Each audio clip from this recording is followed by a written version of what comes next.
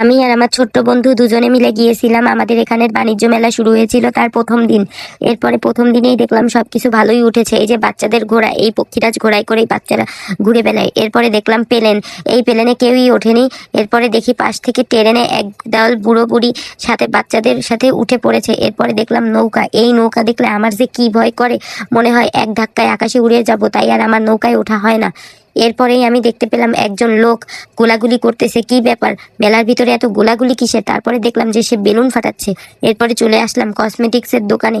এখানে বিভিন্ন ধরনের ব্যান্ড আর ক্লিপ আর ব্যাগ উঠেছে। ব্যাগগুলোর দাম একেবারেই সস্তা, সবগুলোর দামই চাচ্ছিল 100 টাকা। আর এই যে ক্লিপ, এগুলো 20 টাকা করে।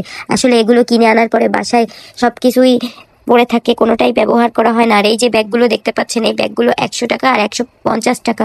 আসলে অনেক সস্তা ছিল। আর এই ট্রেগুলোতে কিছুই রাখা হয়নি, কারণ এখনো সবকিছু ভালো করে মেলা শুরু হয়নি। এরপরে চলে গেলাম গাছের স্টলে। কি সুন্দর সুন্দর ফুল, আজকে কেউ নেই বলে আমাকে কেউ ফুল কিনে দেয় না।